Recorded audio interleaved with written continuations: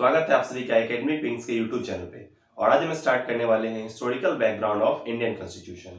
इसका जो हमारा सीरीज चल रहा है उसमें गवर्नमेंट ऑफ इंडिया एक्ट 1919 इसके बारे में आज हम लोग चर्चा करने वाले हैं। तो सबसे बेसिक जो इन्फॉर्मेशन इसके बारे में है कि गवर्नमेंट ऑफ इंडिया एक्ट 1919 को हम लोग किस नाम से जानते हैं, तो इसको हम लोग जानते हैं मॉन्टेग्यू चेम्सफोर्ड रिफॉर्म्स के नाम से।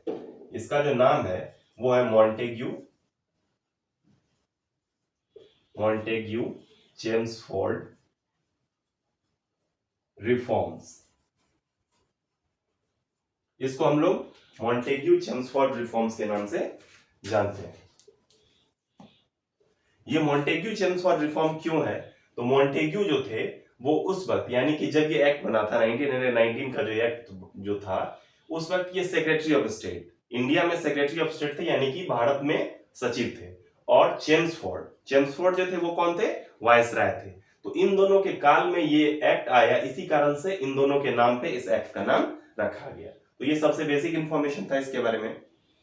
अब जो इससे ज्यादा इंपॉर्टेंट जो इंफॉर्मेशन इससे रिलेटेड है, कुछ जो प्रोविजंस हैं जो एग्जाम में काफी ज्यादा पूछे जाते हैं, वो ये है कि इस एक्ट के तहत पहली बार क्या किया गया था कि जो एक सेंट्रल कंट्रोल था पूरे के पूरे ब्रिटिश इंडिया के क्षेत्र पे, जो सेंट्रल कंट्रोल था, किसी भी तरीके का जो विधायी कानून जो बनता था, जो लेजिस्लेटिव जो भी फंक्शंस होते थे, उसमें कहीं ना कहीं जो ये वायसराय का जो सेंट्रल लेजिस्लेटिव असेंबली थी उसका ही पकड़ होता था, उसका ही जो भी उसके मेंबर्स होते थे उनका ही से होता था।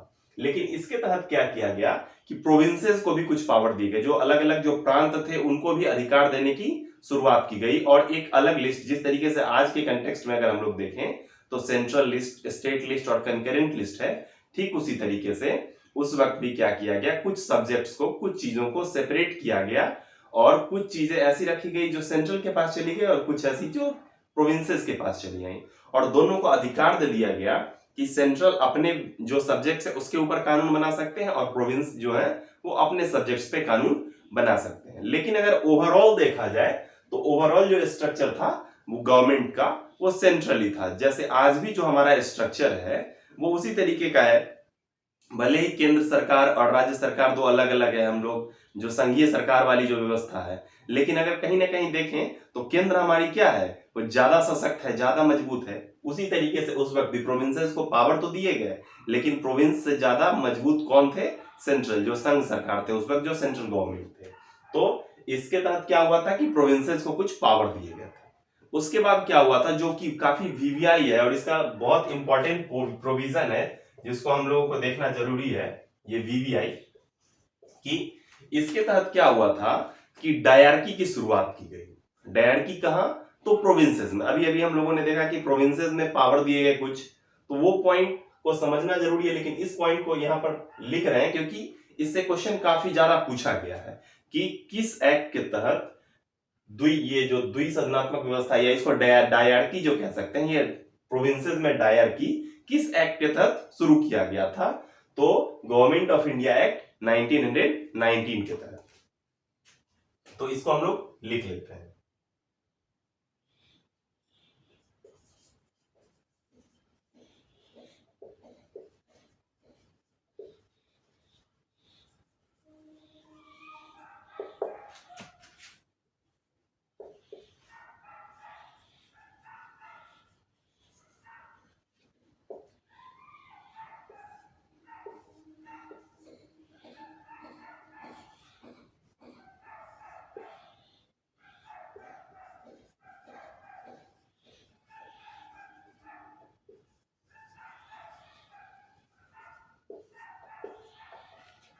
अब यहाँ पर दो अलग अलग पॉइंट लिखा हुआ है, क्या कि dyarchy was introduced in provinces. प्रांतों में क्या हुआ कि डायरकी की शुरुआत की गई, लेकिन उसमें भी क्या हुआ, जो ये डायरकी जो उनको अलग अलग विषय दिए गए, उसमें भी जो प्रोविंशियल जो सब्जेक्ट्स थे उसको दो अलग अलग सब्जेक्ट्स में बांट दिया गया, एक ट्रांसफर्ड सब्जेक्ट और एक रिजर्व सब्जेक्ट। ट्रांसफर्ड सब्जेक्ट और रिजर्व सब्जेक्ट। ट्रांसफर्ड सब्जेक्ट और रिजर्व सब्जेक्ट, दोनों में क्या होता था, क्योंकि प्रोविंसेस में कौन होते थे, गवर्नर हुआ करते थे, तो दोनों पर कानून बनाने का अधिकार किसको था, गवर्नर को था। तो फिर दोनों में अंतर क्या हुआ, दोनों पर कानून बनाने का अधिकार गवर्नर को है, लेकिन दोनों में क्या होता था कि जैसे ट्रांसफर्ड सब्जेक्ट्स जो थे, इसमें गवर्नर क्या करते थे कि वैसे मिनिस्टर्स की सहायता से कानून बनाते थे जो कि लेजिस्लेटिव जो असेंबली थी जो उस वक्त, उसमें उत्तरदायी नहीं हुआ करते थे। और रिजर्व सब्जेक्ट्स क्या था कि उसमें वैसे मंत्रियों की सहायता से कानून बनाया जाता था जिसमें वो मंत्री जो थे वो लेजिस्लेटिव काउंसिल को उत्तरदायी होते थे। बस यही बेसिक डिफरेंस था। लेकिन ये ज्यादा समझना जरूरी है क्योंकि ये कई सारे एग्जाम में पूछा गया है कि डायरकी को किन दो सब्जेक्ट्स में डिवाइड किया गया था। तो ट्रांसफर्ड सब्जेक्ट और रिजर्व सब्जेक्ट इसमें शुरू किया गया था। और प्रांतों में, केंद्र में, प्रांतों में द्विसदनात्मक व्यवस्था यानी कि डायरकी की शुरुआत किस एक्ट के थ्रू की गई थी? तो 1919 में की गई थी डायरकी की शुरुआत। अब नेक्स्ट पॉइंट देखते हैं। नेक्स्ट पॉइंट इसका क्या है कि बाइकैमरलिज्म, यानी कि जैसे आज दो सदन है ना हमारे, अगर आज के कंटेक्स्ट में अगर देखें तो राज्यों में अगर देखें तो विधानसभा और विधान परिषद है, अगर केंद्र सरकार के लेवल पे देखें तो राज्यसभा और लोकसभा है। ठीक उसी तरीके से उस वक्त भी क्या किया गया कि बाइकैमरलिज्म की शुरुआत की गई। बाइकैमरलिज्म,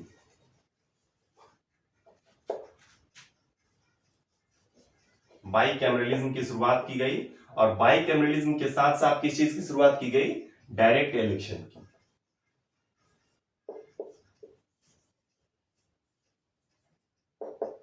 डायरेक्ट इलेक्शन की शुरुआत की गई उस वक्त, क्योंकि उस वक्त तक बहुत कम ऐसे पोस्ट होते थे जिसमें कि डायरेक्ट इलेक्शन हुआ करते थे, क्योंकि जो भी था वो अंग्रेजों के कंट्रोल में था और वो भारतीयों को अगर अपॉइंट भी करते थे, भारतीयों को अगर उसमें अपने शामिल भी करते थे, तो वो बड़े जो वर्ग के लोग होते थे, जो कि अपर क्लास के लोग होते थे, राजा महाराजा या फिर जो ज्यादा पढ़े लिखे संभ्रांत क्लास के लोग होते थे, उनको डायरेक्टली अपॉइंट कर दिया जाता था, किसी चुनाव के माध्यम से उनको नहीं लिया जाता था। तो डायरेक्ट इलेक्शन की शुरुआत हुई और बाइकैमरलिज्म की शुरुआत हुई। बाइकैमरलिज्म के तहत क्या हुआ, जो सेंट्रल लेजिस्लेटिव असेंबली थी, सेंट्रल लेजिस्लेटिव काउंसिल जो थी उस वक्त, उसको हटा करके क्या कर दिया गया, इसको दो पार्ट में डिवाइड कर दिया गया। किस किस पार्ट में डिवाइड कर दिया गया? तो एक पार्ट कौन सा हो गया? एक पार्ट हो गया council of states. Council of states, council of state जो था उसको अपर हाउस कहते थे। और एक क्या हो गया? Legislative assembly. Legislative assembly, legislative assembly, और इसको क्या कहेंगे? Lower house. ये लोअर हाउस हो गई। तो इन दोनों पार्ट्स में क्या कर दिया गया? डिवाइड कर दिया गया। और इसी कॉन्सेप्ट को क्या कहते हैं? बाइकैमरलिज्म, यानी कि जो सदन है उसके दो हाउसेज होंगे, एक हाउस नहीं होंगे, और इन दोनों में इसको डिवाइड कर दिया गया बाइकैमरलिज्म के तहत, इसको काउंसिल ऑफ स्टेट्स और लेजिस्लेटिव असेंबली में। तो ये दो पॉइंट हो गया। अब नेक्स्ट पॉइंट हम लोग देखते हैं। अब क्या है कि अभी तक हम लोगों ने दो पॉइंट देखा, तीसरा पॉइंट क्या हो जाएगा कि हम लोगों ने 1909 के एक्ट में देखा था। 1909 का जो एक्ट था उसके तहत कम्युनल रिप्रेजेंटेशन का एक टर्म आया था। कम्युनल रिप्रेजेंटेशन के टर्म के तहत क्या था कि सेपरेट इलेक्टोरेट प्रोवाइड किया गया था किनको? जो मुस्लिम कम्युनिटी के लोग थे उनको। और ये एक तरीके से अंग्रेजों की चाल थी डिवाइड एंड रूल की, जो यहाँ पर बांट करके और लोगों को आपस में लड़ा करके और यहाँ पर ज्यादा दिनों तक शासन किया जाए। इस कंसेप्ट को इन्होंने इसमें और ज्यादा एक्सटेंड किया 1919 में। और इसके तहत क्या किया, जो और भी जो अलग अलग जो छोटे छोटे छोटे, यानी कि छोटे कहने का मतलब जिनका की रिप्रेजेंटेशन कम था, कि वैसे ग्रुप के लोगों को भी सेपरेट इलेक्टोरेट प्रोवाइड कर दिया गया। और इस तरीके से क्या हुआ कि इनका जो ये प्रिंसिपल था कम्युनल रिप्रेजेंटेशन का, उसको इन्होंने इसमें एक्सटेंड कर दिया। इस पॉइंट को भी हम लोग लिख लेते हैं।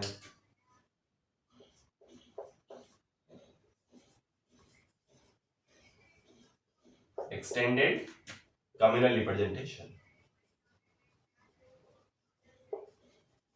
जो यहाँ पर भी सिख थे या फिर जो यूरोपियंस थे या उसके अलावा जो भी छोटे ग्रुप्स थे, उन सभी को ये दे दिया गया था।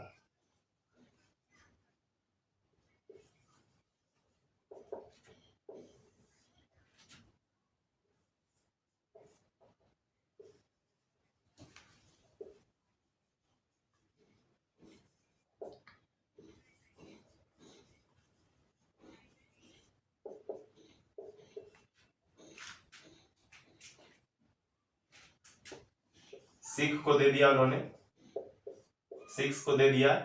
उसके बाद जो इंडियन क्रिश्चियंस थे, यानी वैसे क्रिश्चियंस जो भारतीय थे, यहां से उन्होंने शादी कर ली, यहां उनका फैमिली हो गया, तो वैसे लोग तो भारतीय हो गए, तो उन लोगों को भी दे दिया।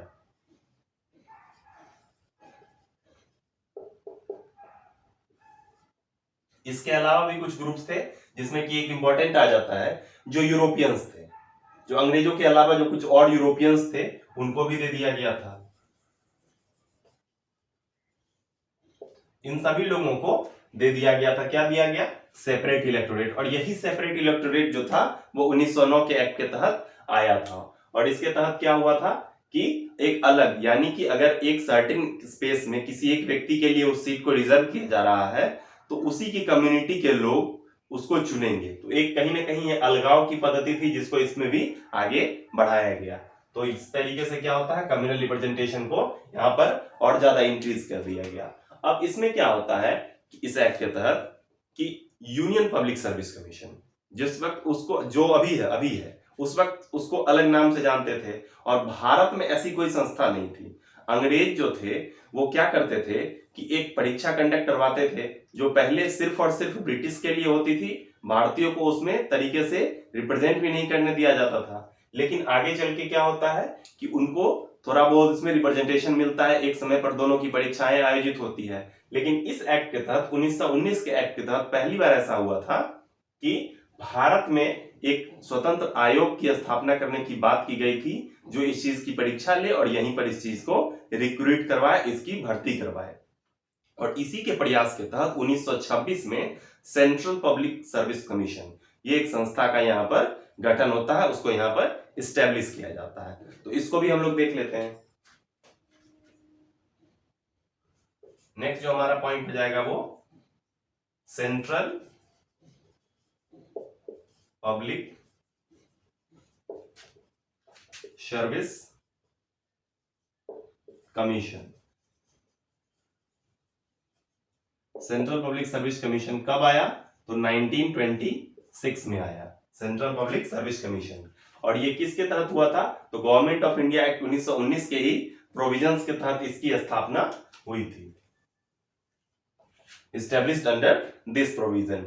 तो ये कुछ इंपॉर्टेंट फीचर्स थे, इंपॉर्टेंट प्रोविजंस थे गवर्नमेंट ऑफ इंडिया एक्ट 1919 के। एक और जो इंपॉर्टेंट प्रोविजन था इससे रिलेटेड, वो पूछा जाता है कि जो अभी तक जो बजट होता था, बजट जो था वो सेंट्रल प्रोविंशियल जो भी हो सबका एक साथ ही आता था, यानी कि जो राज्य का जो बजट था वो और जो केंद्र का बजट था वो सारा एक साथ ही रिलीज किया जाता था। और उसको इनेक्ट करने के लिए भी जो सेंट्रल जो गवर्नमेंट थी उसी के पास सारा अधिकार था, वही इसको इनेक्ट करती थी। लेकिन इसके तहत क्या हुआ कि provincial budget was separated from central budget, जो केंद्रीय जो बजट था उससे प्रांतीय बजट को सेपरेट कर दिया गया। और साथ ही साथ जो प्रांतीय बजट जो था उसको इनेक्ट करने का, उसको अपने लिए लागू करने का जो अधिकार था वो भी प्रोविंसेस को दे दिया गया। तो ये भी एक इंपॉर्टेंट पॉइंट है, इसके लिए हम लोग लिख सकते हैं इसको, प्रोविंशियल बजट, प्रोविंशियल बजट